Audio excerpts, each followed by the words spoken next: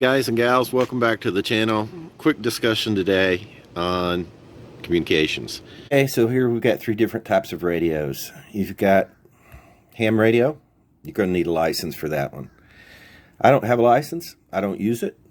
I have one in case I need to use it, because you can use one in case of a huge emergency, a hurricane, life-dealing issue, etc., etc. My primary mode of communication is going to be CB radio. This is a handheld Midland 75-822. It's got a lot of features, including weather. My preferred choice, and we'll go over that in just a second. I also have a CB mounted in each of my vehicles.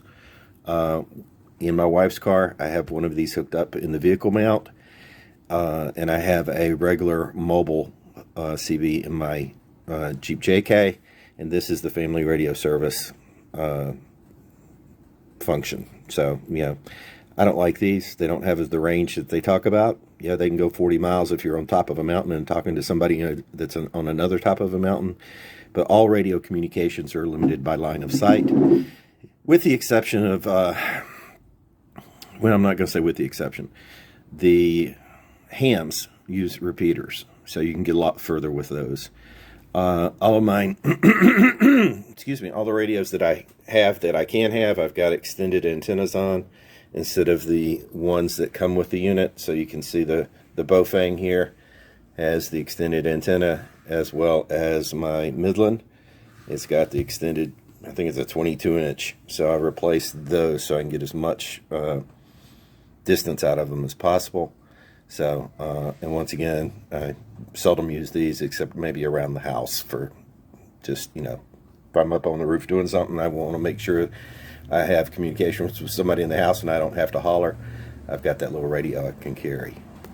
Okay, so this is your Baofeng U5R, I believe it's the model of it. And this is a inexpensive ham walkie-talkie. I think they call them handy talkies in the ham parlance. So it's got high-low power features. It covers ranges from 144 up to 148 megahertz, and then 420 to 450 megahertz. So it has about 128 programmable channels. So there's tons of videos on YouTube about the channels that you can utilize, how to program it, programming it via computer versus manually. Not going to get into all that. Okay. Once again, this is my emergency backup. This is, I've got it programmed for local repeaters in my area. So if I'm off-road somewhere and something disastrous happens and there's a life-threatening situation, I can reach out. If I can't get anybody on cell phone, if I can't get anybody on the CB, this is my last resort. So I make sure it's fully charged before we go out overlanding or, doing any trail riding. Good little radios, once again, China product, but hey, they're a good little radio, cheap, inexpensive. Update the antenna on it, get as much range out of it as you can. You have to have a ham license to transmit on this unless it's an emergency, a life-threatening emergency.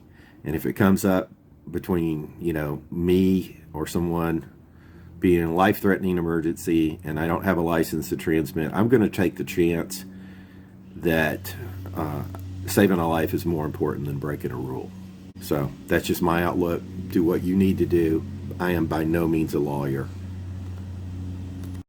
Okay, so this is your standard Midland 75-822. Comes with a ton of features. It's a 40-channel CB with weather, 10 weather channels, memory, all that good stuff. You can look up some of the specs. I'll throw a link into the video.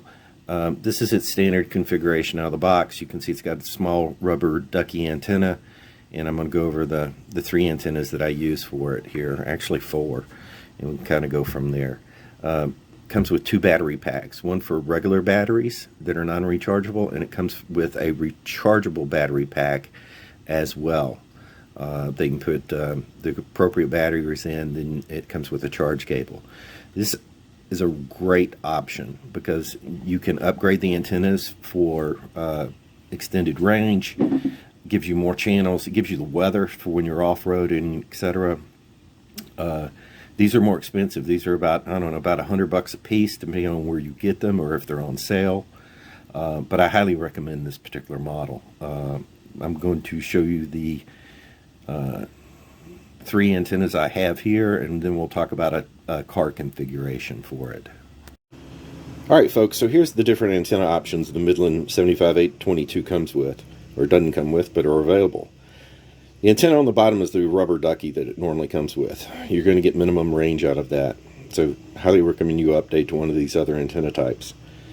The one in the middle of the frame is a metal telescoping antenna, which is a pretty good antenna.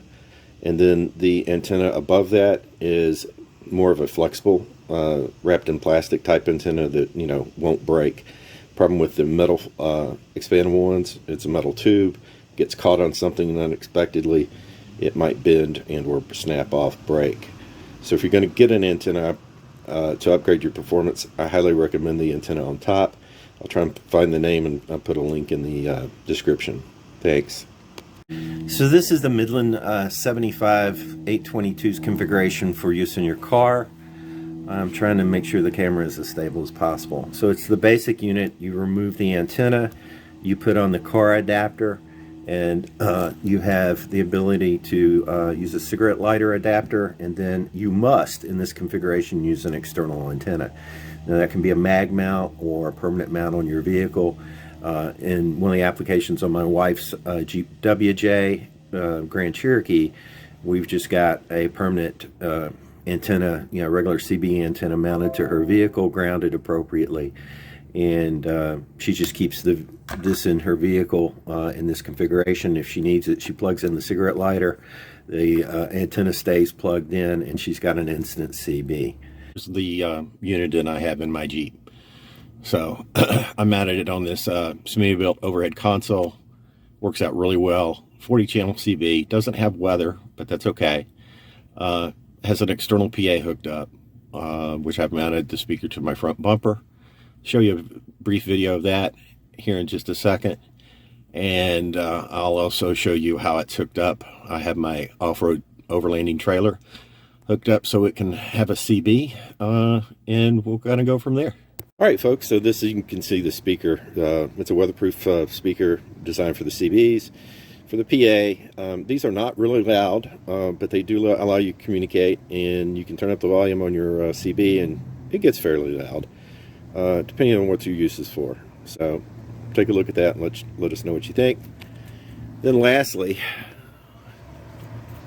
for my overlanding trailer, I've mounted a CB antenna, a 4-foot stick, run the cabling to my battery box,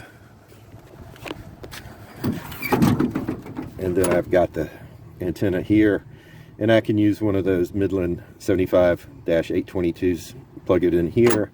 I've got additional power for it right there, and it gives me everything I need.